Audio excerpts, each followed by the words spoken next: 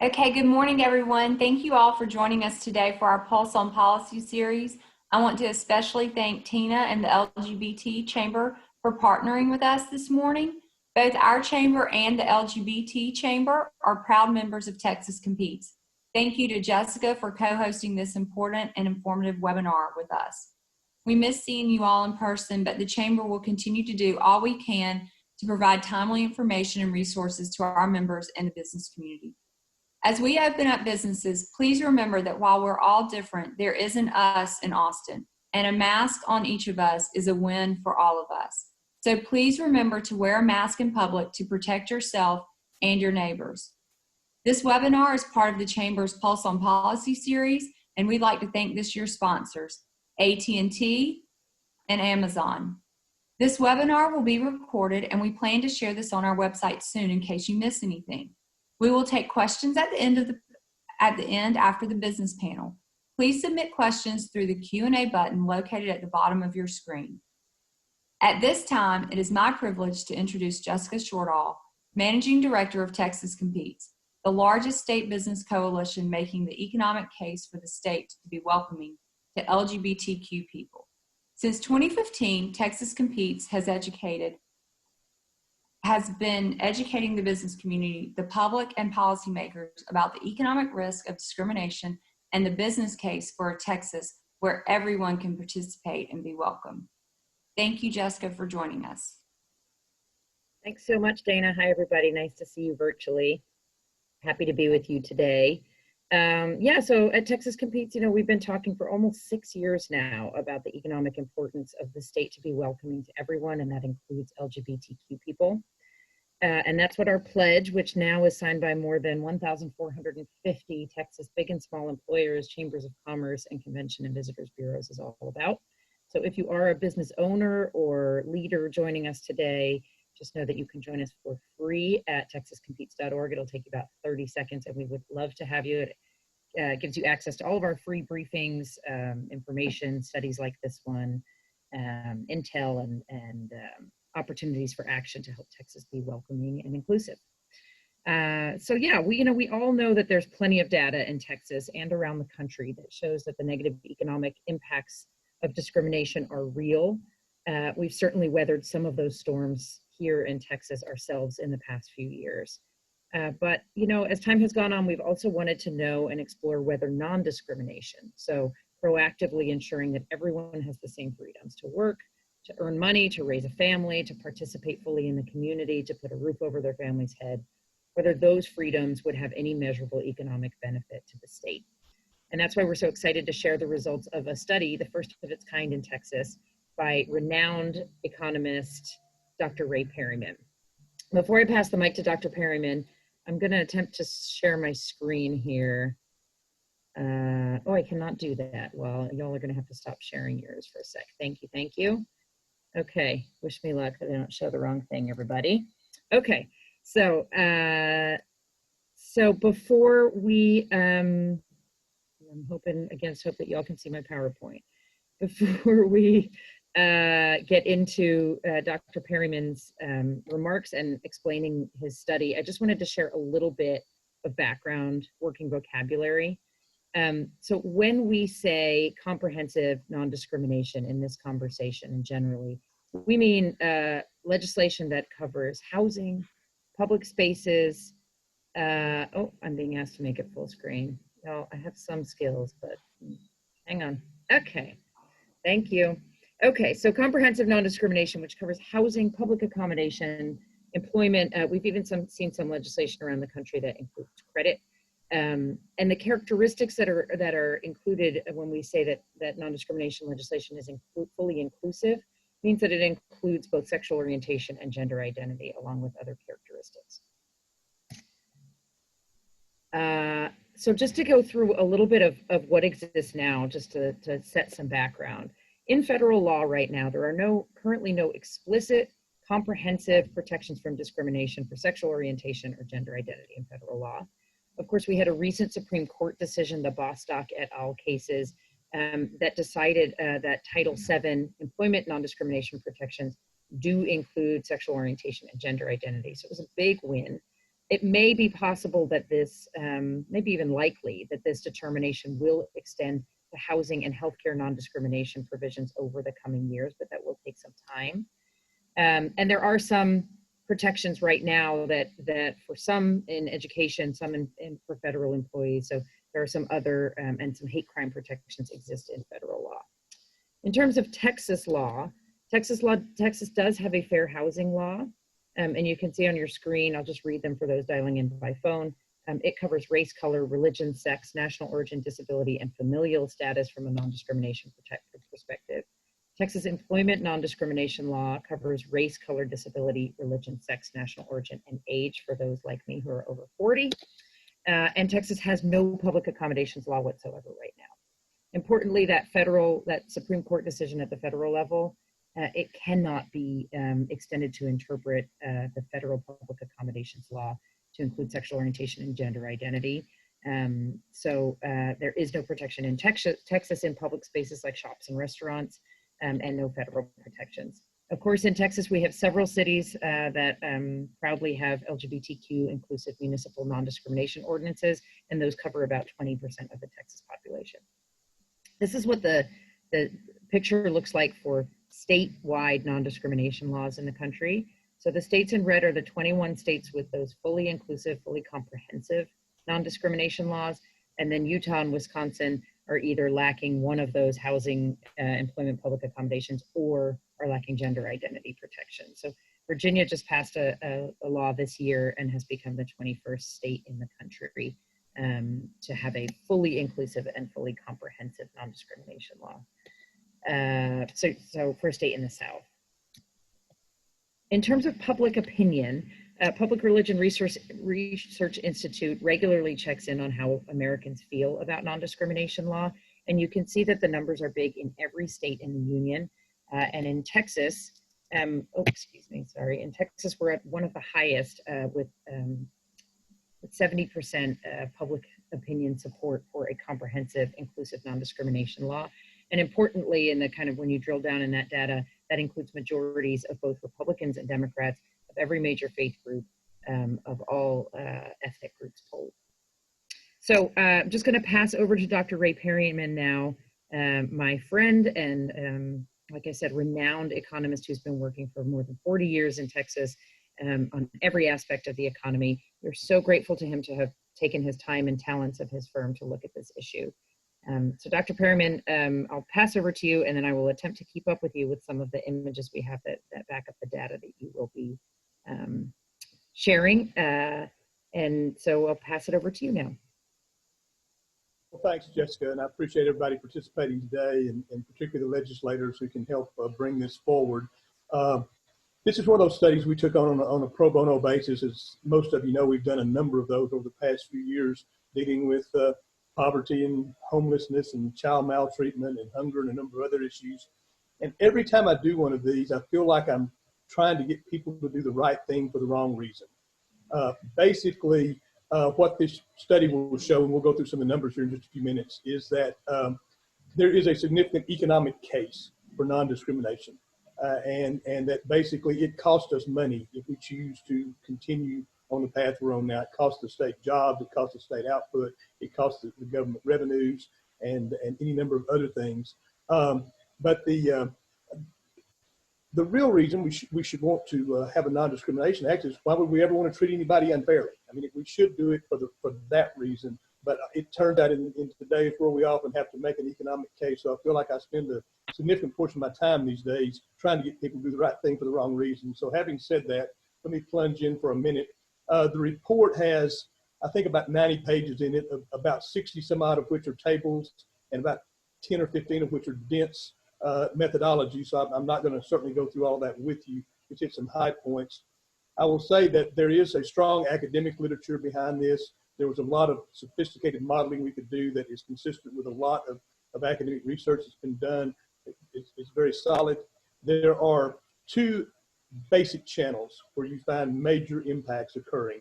One of them is in the technology field, in terms of knowledge workers, companies in the technology field, and that sort of thing.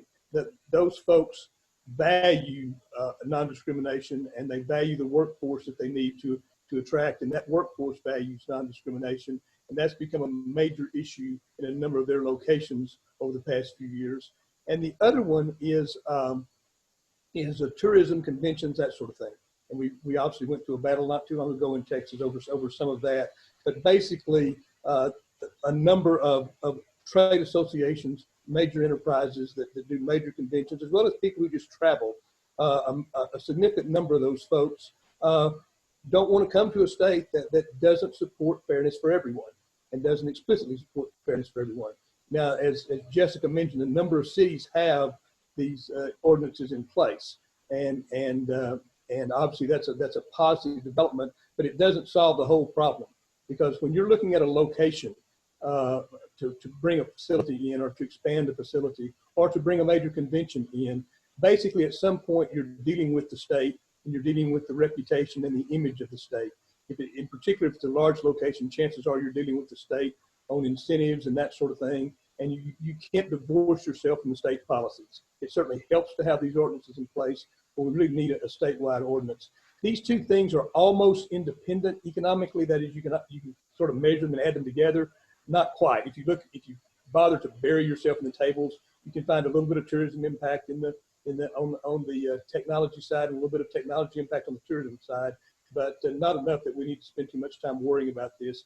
I will tell you that every opportunity we had to make assumptions about these things, we made assumptions that tended to understate the benefits of one of these things. As an example, on the tourism side and convention side, we have some very good surveys, data that tells us who will and who won't attend in various instances. That does a couple of things for us.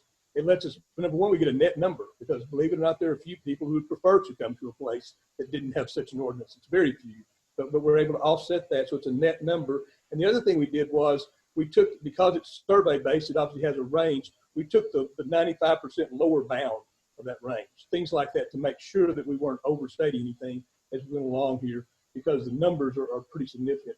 And Jessica, I think that's enough of that at this point. If you want to start flipping through the slides, I think let me mention one more thing, and this quote is actually very apropos of this. Shortly after we finished the study, a pandemic came along, and that's obviously something we're all dealing with, and particularly those of you who are elected officials are dealing with in very difficult ways right now. It's impacting all of us very significantly. And so the question became, how would that impact what we're talking about here? And how would it impact it? And we started trying to look at that. We obviously have zero data, but what I do have is the fact that I talk to hundreds of folks every week. You get a lot of feedback from people. And what I'm discovering is the whole environmental and social governance movement that's behind a lot of this, people trying to drive their communities and for corporations to do more than just maximize quarterly profits, but look at the long-term sustainability of their communities. Those kinds of things are going to be on steroids as we come out of this. And as companies are looking where to locate, they're going to look at the healthcare systems, they're going to look at the education systems, they're going to look at the broadband systems, they're going to look at all sorts of things that only got more limited attention before, are going to be very important.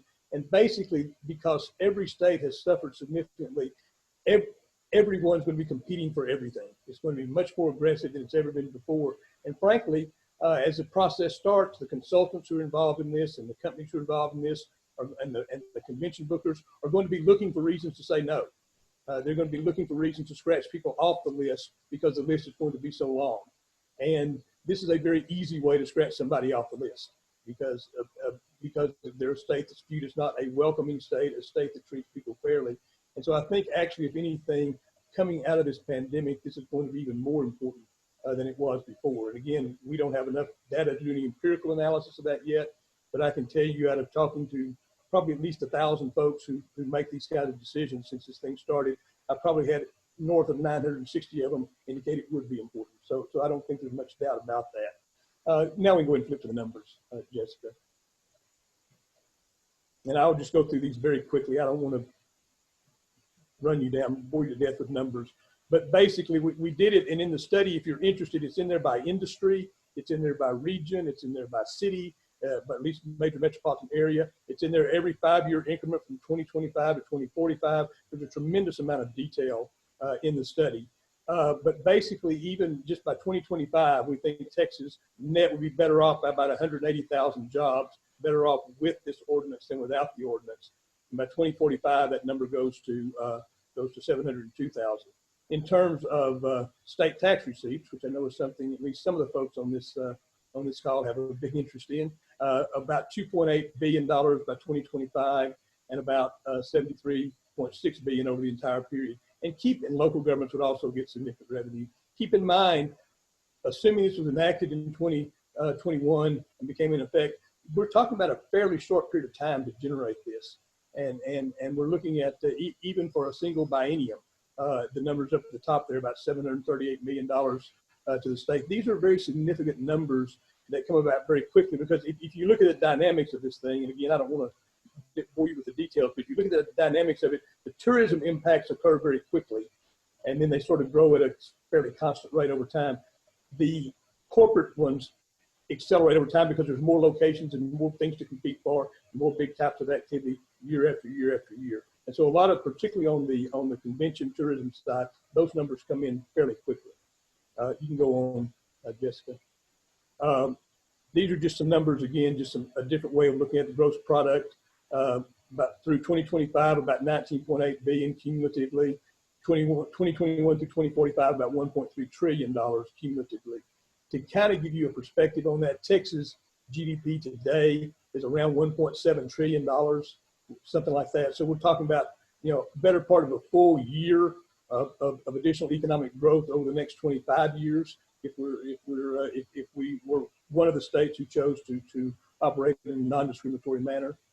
You can go on to the next one.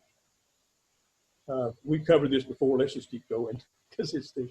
And this is a quick look at short-term revenues. Again, these are just the annual numbers we could expect by 2025. Again, getting you over $1 billion. You're beginning to see again these numbers mounting up fairly quickly. You can go ahead. I know there's a lot of folks who want to talk today, so I don't want to dwell on these. I mentioned these numbers before. The cumulative tax revenues that we think the state would get and local governments would get over a 25-year period. Again, it's very, very significant numbers, combined north of $120 billion. The next results are the ones by region. And obviously right now we're focused on what's called the capital region. There's about 27,000 jobs by 2025, about 123,000, that may be the next slide, yes, it is 123,000 by through 2045. Now these are job years, in other words, the number of jobs that you would have people working each year. The other numbers, which I don't think are up here, is about over the course of that period of time, about 8.4 billion a year average in gross product addition, and over the whole time about over $221 billion added in the Central Texas region. Obviously, this is a region where the high-tech opportunities are enormous, and where you've had a lot of success in that arena, and where you face some pushback from some of the state policies as well over time. I know, because I've worked on a number of these locations. So it's a region that has quite a bit at stake in something like this. And I don't want to spend all the time listening to me. I think the short answer is that the numbers are very significant, and the economic case is a strong case, but it's only part of the overall case to do this. And I'm pleased with the group of legislators that's become involved, the bipartisan group of legislators that's become involved, many of whom are my friends that I've known a long time. And it's a pleasure now to turn it over to the business group, the legislators, and other folks to talk about why it's important from other perspectives.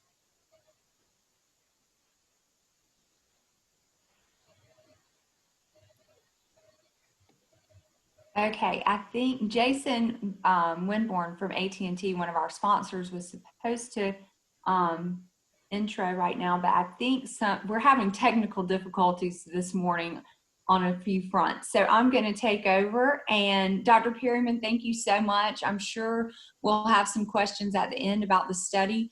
But first, we'll hear from a bipartisan group of state lawmakers, including our Central Texas delegation, on their support for a comprehensive non-discrimination bill next legislative session. First, we're going to hear from Representative Jessica Gonzalez, the current vice chair of the Texas House LGBTQ House Caucus, who will author and prioritize the bill next session. and from one of our bipartisan joint authors, Representative Todd Hunter of Corpus Christi. Then we'll hear from Representative Eddie Rodriguez, the Dean of the Central Texas Delegation, who will moderate the discussion of the Central Texas Delegation members. So with that, I'm going to turn it over to you, Representative Gonzalez, and thank you so much for joining us. Thank you. Good morning. First, I would like to thank Texas Competes, the Business Coalition of Equality Texas, for their continued fight in advocating for equality in our state, commissioning this economic study, and convening this rollout today. Thank you to my colleagues for participating despite your busy schedules this morning. I would also like to thank Ray Perryman for his comprehensive study, which clearly shows that passing a comprehensive non-discrimination law in the state will bring prosperity and jobs, and most importantly, like Dr. Perryman said, it's just the right thing to do.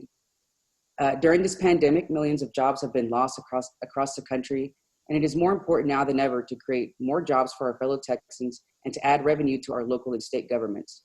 The great thing about embracing diversity and inclusion is that as a lifelong Texan, I know Texans don't believe in discrimination.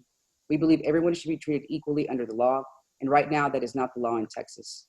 Texas is known for its Southern hospitality. We help the elderly, we open doors for strangers, we say please and thank you, ma'am and sir. We respect people. Those are our true values, and it's time that our laws reflect those values. That's the Texas that I grew up in, and the Texas that I want to see for our future generations.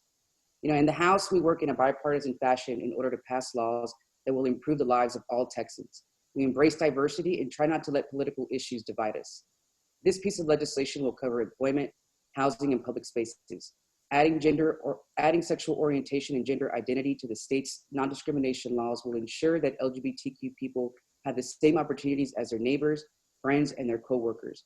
Opportunities to work hard, earn a living without fear of being fired for who they are, to rent a home without fear of losing that home because of who they love, to raise a family and participate fully in the community without fear of being turned away in their daily activities. You know, as we look ahead to author this bill, I reached out to both my Republican and Democrat colleagues, and I am proud to have the early bipartisan support from Republican Representatives Sarah Davis and Todd Hunter. A diverse group of legislators joined forces early in order to begin this dialogue, because the only way for us to change a mind is to change a heart. In sum, we have a unique opportunity to stitch a new garment, one that fits all Texans and that brings prosperity to our great state. With that, I will turn it over to my friend and Republican colleague, Todd Hunter.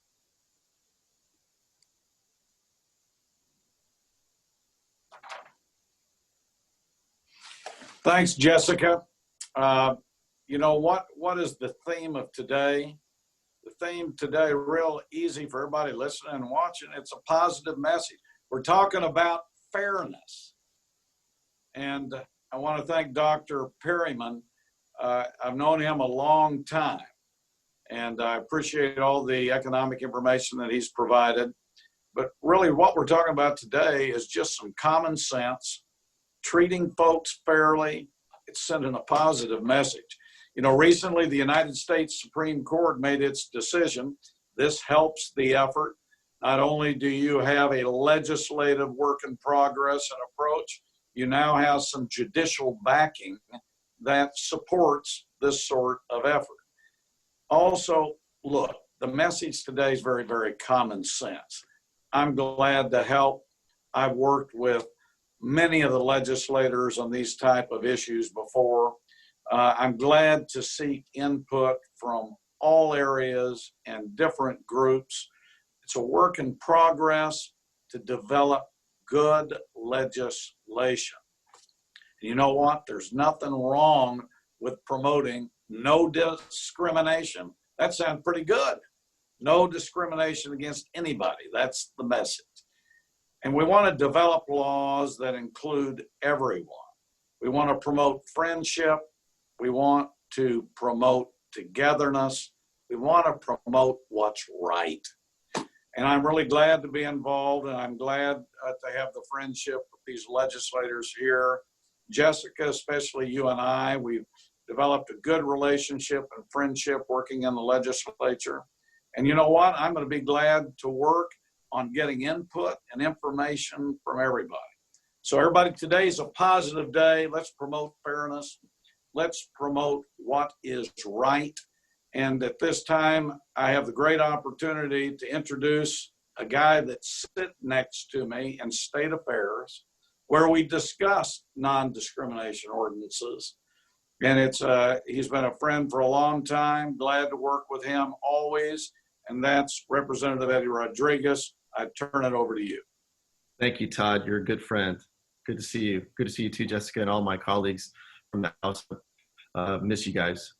Thank you all for having me this morning. I'm very proud to join my colleagues to speak in support of this critically important issue, which has real impacts on people's lives, on their opportunities, and on their ability to fully partake in and contribute to all that Texas has to offer. I'm excited to see that this issue has bipartisan support out of the gate. In state after state, we have seen that non-discrimination is not and does not have to be a partisan issue. In fact, the principles behind it are values that we all share, treating each other with respect regardless of our differences, and ensuring that no one is blocked from freedom or opportunity just because of who they are. The economic data presented by Dr. Perryman is compelling, and Central Texas would be a big winner, economically speaking, of the jobs, growth, and tourism impacts of a non-discrimination law. So in addition to the common sense, values-driven reason to pass a non-discrimination law, we have the very clear economic reason to do so too. We have a large Central Texas delegation, and I'm excited to see so many of you here. Because we have such great representation here, I'll ask that each of us keep our remarks to 1 or 2 minutes so we can stay on schedule. So I'll turn it over to my friend and colleague, Representative Aaron Zwiener, founding member of the House LGBTQ caucus. Aaron, take it away. Thank you so much, Rep. Rodriguez. And I, of course, want to send a big thank you to Rep. Gonzalez for spearheading this watershed legislation and for the entire team who is behind her supporting it. When I first told a friend that I was bisexual when I was 16, I didn't tell anybody else for a decade. And a big part of that was because I was working in a place and in an industry that was not friendly to LGBTQ folks. And I didn't stay in that industry forever. And that was one of the factors why. We have to be very cognizant of the amount of talent we lose when we close the door to people who are LGBTQ. We are a substantial portion of the population, and not only is non-discrimination the right thing to do, it's the thing that is best for our overall community. Destabilizing people's housing hurts the entire community. Folks being unable to find work because they're being discriminated against is also bad for the entire community. And folks being unable to access healthcare or basic services because of who they love or how they identify also drags down the entire community. I think one of the things we have learned during this COVID-19 crisis is how interconnected all of us are. And I hope that one of the ways we recognize that heightened awareness is by passing the Equality Act and getting comprehensive non-discrimination laws across the state of Texas in all of the key facets of life. So I'm really grateful to this group for spearheading this. And I think it's really important to remember, again, as the study shows, that non-discrimination is not only good for the LGBTQ community, it is good for our economy and it is good for business.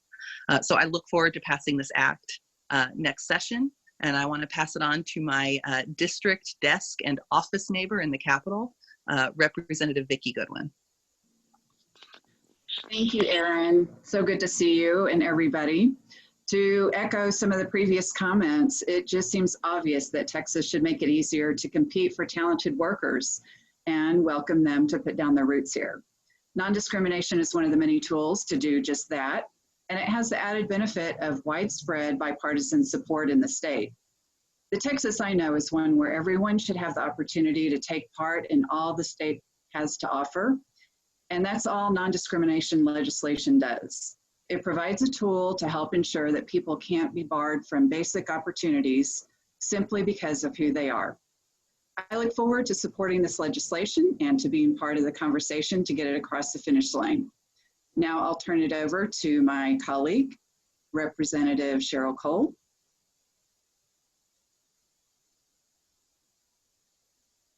Thank you very much. I want to thank the Chamber and Dr.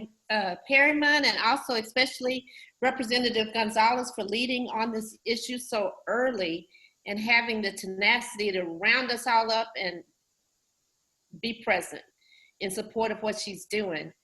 I can say that the proudest part of this legislation that I like is the bipartisan support and the strong support from the business community. I mean, you kind of expect us, especially me coming from liberal Austin, to be supportive of LGBT non-discrimination legislation, but you still don't always expect the business community to step in and help with that. So I want to thank them for doing that. I finally want to thank all of my colleagues for getting here and being so supportive of all that we're trying to do.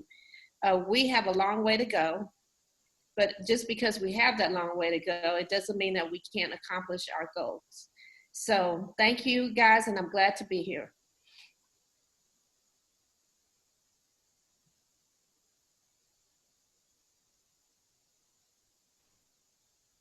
Hey, everybody. I want to thank you so much for the opportunity to join you all today.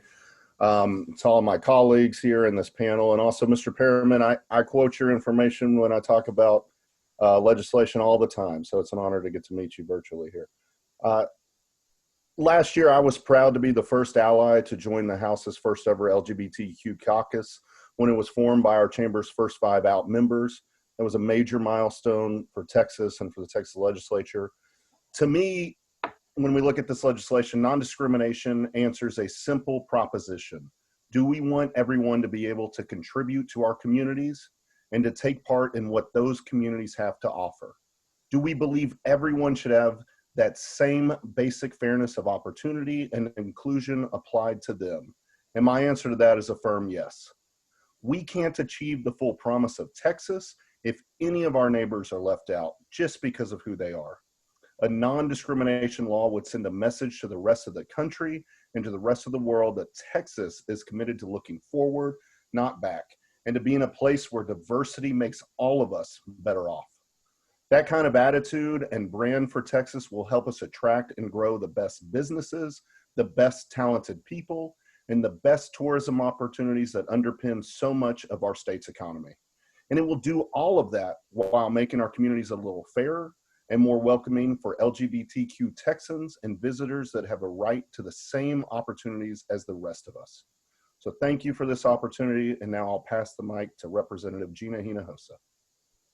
Thank you, Representative Busey. And again, thank you to Representative Gonzalez and Hunter for bringing forward this important legislation. I represent downtown Austin, and in the last decade, we have seen booming prosperity, a transformation in our downtown, and that has come because of businesses who have been lured there, who want to be part of a culture that is inclusive, that strives to be innovative and diverse. And we have seen the prosperity that comes from that. Of course, as Dr. Perryman said, that happens to be a byproduct of doing the right thing. My background is as an employment lawyer, and the Supreme Court did the right thing last month when it recognized the next logical step in what is a case law of civil rights law that protects all people from discrimination, that says that discrimination against our LGBTQ brothers and sisters is a form of gender discrimination and should not be tolerated. So it is not only a comprehensive anti-discrimination law, is not only right by our values, it is right and aligned with federal law as we recognize it. It also happens to be good for business. And now I'll pass it on to one of our newest and most dynamic members of our Central Texas delegation, and that's Representative Tallarico. Thanks, Representative Hinojosa. Before I was a politician, I was a middle school teacher. And so whenever we have this discussion, I always think about my LGBTQIA+ students.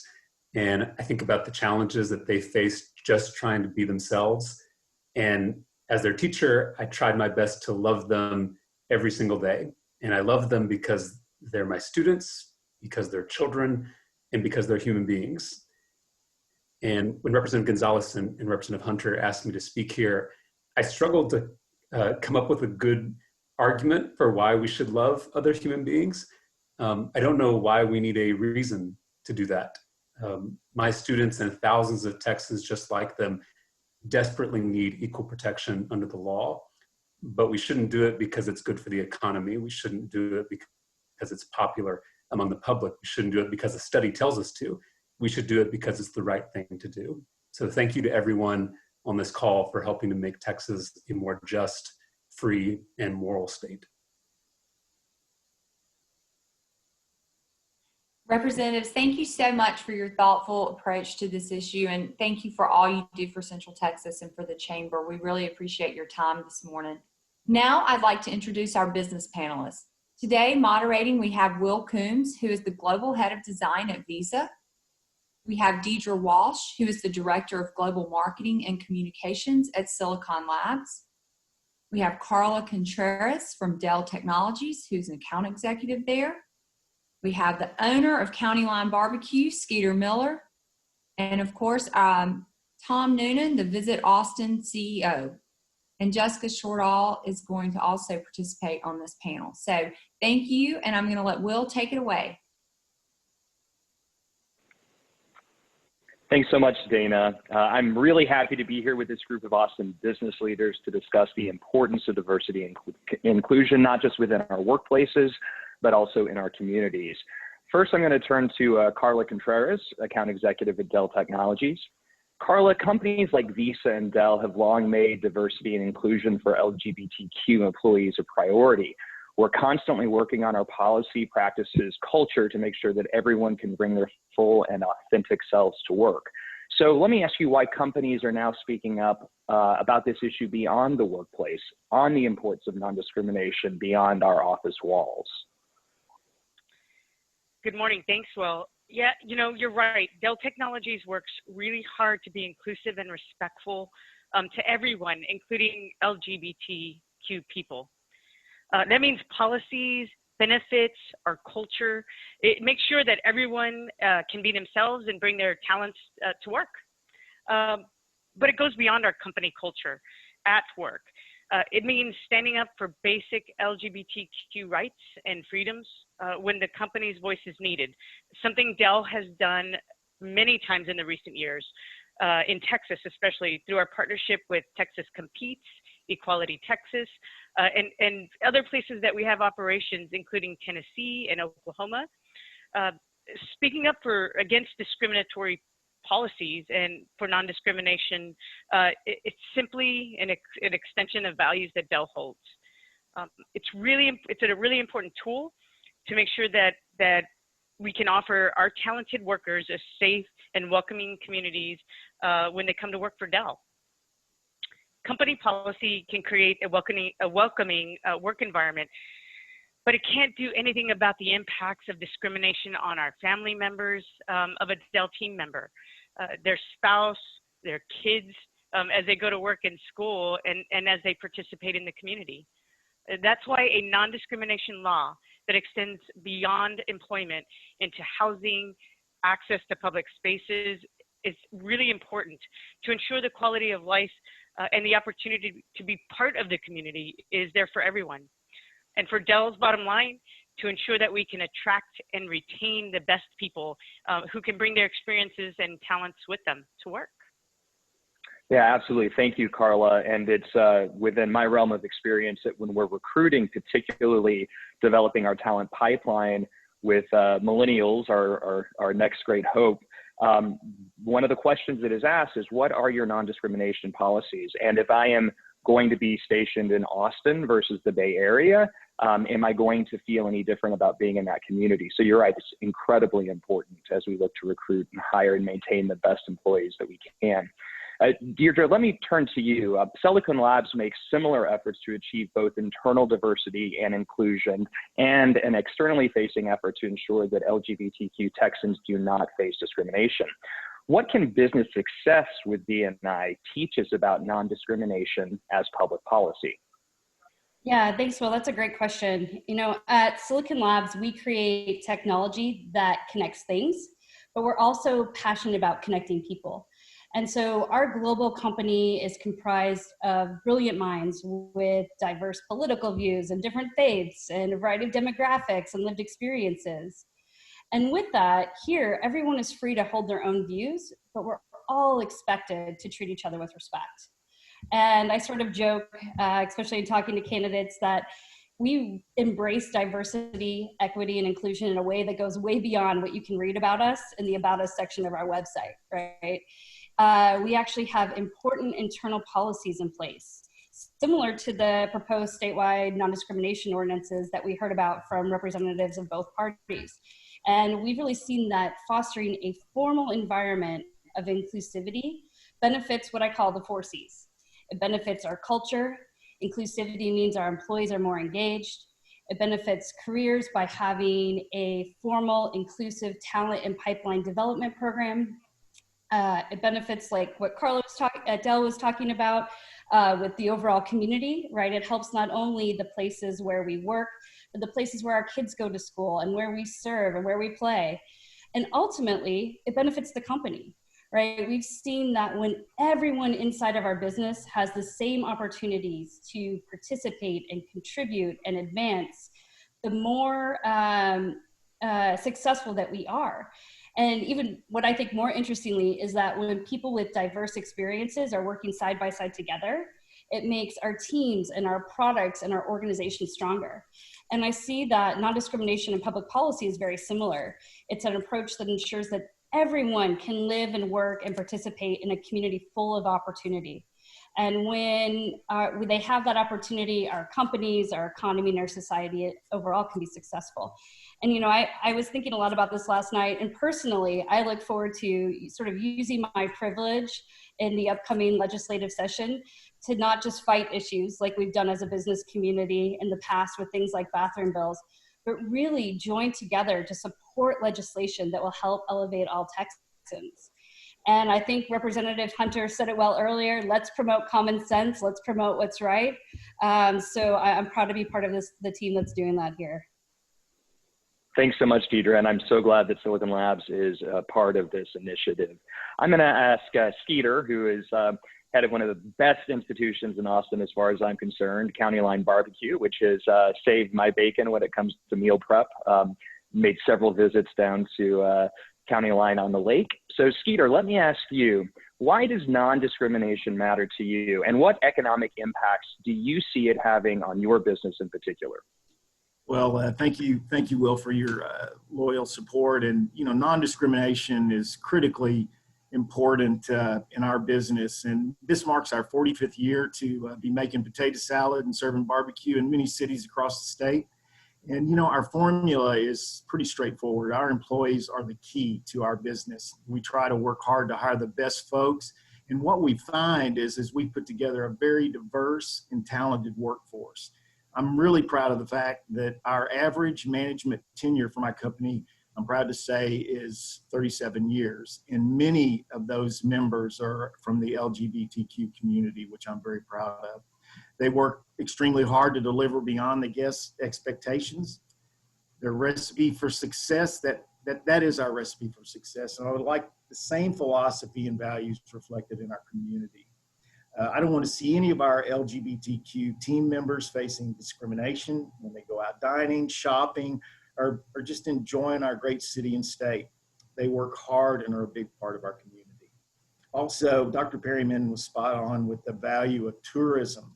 It's huge in Texas. And when folks come to Texas, of course, they want to try some Texas barbecue. So tourism is vital to our success. Back in 2017, I saw hundreds of our private events canceled because of the bathroom bill debate, and the cancellations were devastating to tourism and to our business model. So the bottom line is if discrimination law can put all those unnecessary and hurtful battles to rest and help Texas tourism thrive, that is perfect for us and our diverse community, and that works for all of us. Thanks so much, Skeeter. Speaking of tourism, that's a great lead-in. I want to finally turn to Tom Noonan, CEO of Visit Austin. Tom, we know that we're in a very difficult moment for tourism, not just here, but I work for a company that looks at transaction volumes and we see issues globally. But looking longer term, what impact do you envision non-discrimination policy having on your tourism industry and competitiveness? And what do you make of Dr. Perryman's findings, which show a strong upside for tourism? Well, I think Dr. Perryman was spot on. I mean, the reality is planners have lots of choices when they want to look at a destination to hold their convention, right? And let's not give them an excuse to not put Texas on that radar. I think it's really important to talk about the tourism industry where we sit today. We don't want to have another hurdle out in front of us that helps slow our recovery. Just to get an idea about what's happening just in Austin, and then you can replicate that across the state, across the country. I mean, we saw 29 million tourists last year, nearly 130,000 jobs. We spend, over $20 million just supporting the heritage and the arts community from our hotel tax. And those numbers are all dropping. I would tell you that probably 80 to 85% of our tourism employees are out of work right now or furloughed. Unprecedented in our industry's history. If you go to the next slide, you'll see the study of the U.S. Travel Association talking about $1.2 trillion in lost revenue and 8 million people. That's probably an old stat. At the time this happened, they were saying it was 9 times more impactful than 9/11 across our industry, across our country, globally, on top of that. So it's had devastating effects. If you look at Austin from a deeper dive on the next slide, we've lost 200 in Austin, worth $316 million. South by alone was $350 million. Additionally, the L is another $265 million additionally. So you can see the impact financially this pandemic's had on us. And when 60% of your hotels are closed for a while, and at one point in Austin, we were at 4% occupancy downtown, which we're usually running, and we were at 17% for citywide. You can see the economic impact it's having on our community. We recently put out a study talking about potentially 90% of our music venues could be closed come fall permanently due to the pandemic. And our restaurants, as Skeeter mentioned, have suffered as well. Our convention center has been turned into a hospital that may be in use if it's needed in the next few months. But what's really important is that we've seen conversations over the last several years, and I think it's really important that a comprehensive non-discrimination get rid of that hurdle for us. There were so many times over the last years we've had conversations with meeting planners, and they're like, we know that Austin has a great human rights score. It's the perception, it's the reputation of Texas right now that's hurting you. We can't bring our events to Texas. And we've seen, we talked about earlier, we've seen lots of groups not even put us on their radar. I will tell you, most education associations aren't looking at the state of Texas right now. A lot of tech events aren't looking at the state of Texas right now because of the lack of this non-discrimination ordinance. Bathroom bills and adoption bills and all those other things, and California travel bans. Meeting planners are worried that they make the selection of Texas. At some point, there's going to be another bill that's going to show up, and there's going to be some backpedaling, and they're going to lose attendance, and they're going to lose sponsorships, and they're going to regret that. Make that decision. It's critical that we pass a non-discrimination ordinance for not only Austin's tourism industry, the state of Texas tourism industry, and our. One of the things I'm most proud of is that the hospitality tourism industry is a major employer of the LGBT community. And so it's really critical. It's who we are as a community to help support our LGBT members and LGBTQ members. And I think it's really, and I really thank the legislators for being on this call today and taking the banner running with us. It's really important for our tourism industry. And Jessica, I think that you're going to say some words to close us out on this topic. Yeah, I'll keep it short because I would rather let us get to Q&A. So I feel like y'all experts have had enough to add here. Again, just would encourage business folks to join Texas Competes if you'd like more of this information and opportunities for engagement. And I think we've seen a broad cross section from tech to tourism across all kinds of industries, big business, small business, as well as hearing from each of our speakers about the most important element of non-discrimination, which is the human impact, the ability of everyone to participate fully and contribute fully. So thank you all for that. And I'll just pass back to Dana Harris to manage the Q&A. Okay, so I think Representative Howard is going to hop on. So if y'all see her, when y'all see her jump on, let me know, and she's going to make a few comments. Otherwise, we're going to jump into the Q&A. So first question is from Kimberly Reeves. Can you talk about what this alliance will do differently next session to get this legislation across the finish line? Obviously, many think the House will be trending more Democrat next session, likely allies. Who will they be? But how will you also bring the more conservative Senate to the table?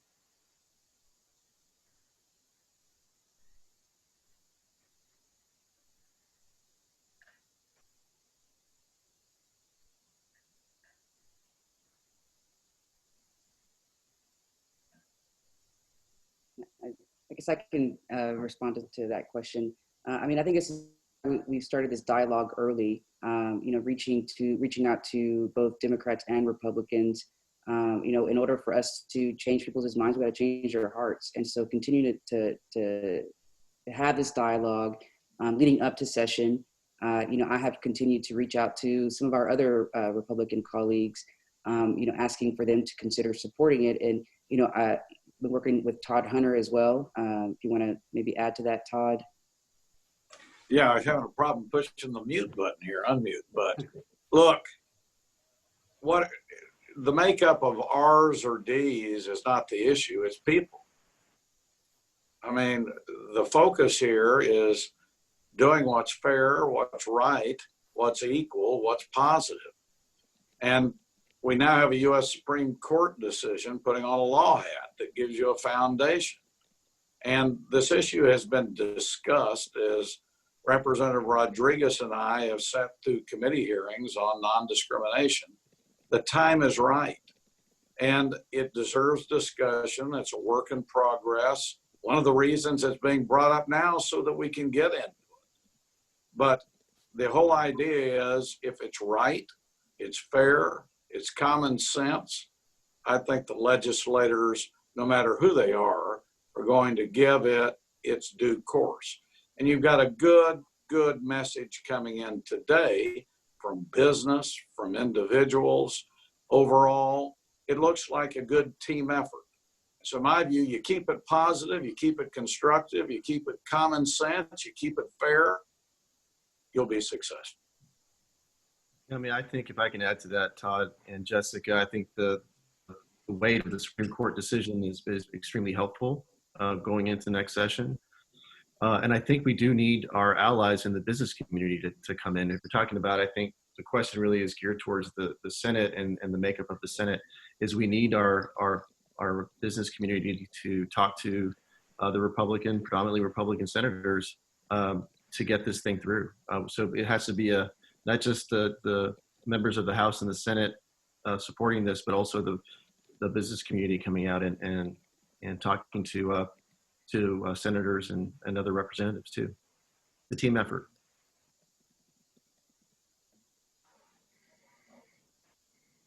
Thank you all for those answers, and the chamber is definitely on board to help and behind all of you. Next question is from Diane Kenyon. Will Dr. Perryman be able to provide new predictions due to COVID, at least for 2020 and 2021? Sure. We've been looking at this obviously constantly since March, and I think we were the first people in the country to put out predictions. We've done them for the U.S. We've done them for 10, 11 largest states, for 30 or 40 communities, including Austin. All of those are on our website. I think they've even put a little link where you can do, I don't know, perrymangroup.com/COVID or something, and be easy to find. You can look at all those. They're all out there pro bono for anyone to look at. The predictions we have right now, and I'm doing this off the top of my head, so I might be off a little bit, but for Texas for this year, if you look at the 2020 employment in Texas over the 2019, that is the year-over-year change, which is kind of odd because we were on an upward trend in January and February, and we had the big plunge. We've come back a little bit. All that together, we think we'll be down about 860,000 jobs in Texas. That's on a base of about 13 million, so that's a very significant number, and about 130 billion in gross product. which is about 7 or 8% of the gross product for the state. A lot of that because of the mineral industry came down so hard. That's a big part of it, but it spreads all over the state. For the Austin area, as I recall, it was somewhere on the order of magnitude of about 65,000 net job loss year over year. Now, I will tell you, we monitor this constantly. We do it the way I do. I don't have a social life, so we look at 600 different industries, very detailed, granular data, constantly trying to monitor what's happening in this country and other countries to put it all together. And even with that, there's a lot of uncertainty in what we're doing. We will probably be releasing new numbers in the next week or so, and they will be and they will try to take into account the fact that the reopening hasn't gone as well as people would hope, and we don't know exactly what path we're going to follow now. But we're trying to monitor that as carefully as we can. Again, look at the experience in other countries. We'll have new numbers out there on the website next week, and for 20 and 2021, and you're welcome to look at those. I will say that once we find a way to peacefully coexist with the virus, whether that's a vaccine or better treatments or whatever the case may be, additional restrictions to get us to bend the curve down, whatever that looks like. Once we come back to that, we didn't have a structural problem in the economy to speak of before this started. So, and if we keep the structure together, if we can keep individuals, small businesses, through public policy or whatever means together, and keep the basic structure together through the things the Fed's doing and others are doing, then I think we can come back from this relatively quickly. But I do think we're probably looking at 2021 being a pretty solid growth year, but still leaving us behind where we were in 2019. We'll have new numbers out next week. Again, we'll put them out there for anybody to see. You can just go to our website and look at them. Thank you, Dr. Perryman. Our next question is from Valerie Salinas Davis. Valerie asks, what is the single best figure to use to demonstrate the financial case for non-discrimination? You want me to take that one, or you want it, Jessica? But you're the expert, sir. I'm happy to chime in, but why don't you go ahead? Well, and I would say that this is some of our legislators that want to chime in as well, because what you're talking about is how to communicate the message. As I said, there's a whole lot of numbers in this thing. My experience has generally been that the number that gets the most attention from people is jobs. And so I would probably focus on the jobs numbers more than some of the others, because people understand that. They can get their arms around it better than most people have a vague notion of what gross product is and that sort of thing. People understand jobs. So I think that's the most important one. The other thing I would say that is important in doing that, and will get you to more than one number, but they're all the same in one sense, is look at the regional numbers and the MSA numbers. Be able to say to people, this is what it means to the area that you represent, because that can also be a compelling argument when you can bring it down to what it means to a representative in Austin or San Angelo or Midland or Tyler or wherever, where you can bring it down to that level. I think that always helps. I've never been a lobbyist or an advocate, so I'm probably not the best person to say what influences these folks, but some of them may want to weigh in on that as well.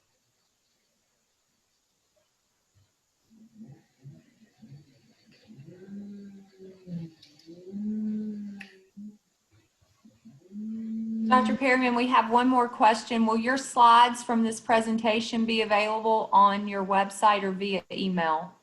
I'll jump in. If you go to texascompetes.org, that whole infographic of those slides is up on the economic case. It's linked on the economic case section of our website. It's also at texascompetes.org/economic-case. You can download the whole thing there, as well as Dr. Perryman's entire study, which of course is also on his website. Yeah, I think it's on our website as well, so sure, yeah. We have a question from Sandy Dochin. How does Texas fare compared to Oklahoma on anti-discrimination vis-a-vis the Tesla decision?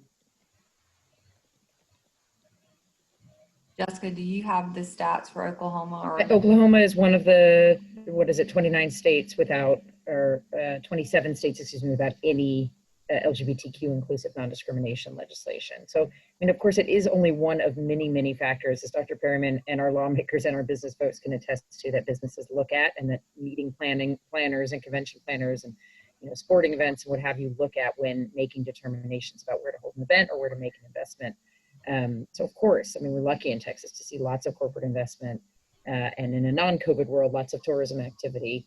So it's only one element, but especially as we look at a future recovery from the economic impacts of the pandemic, it's a tool that has widespread support in Texas.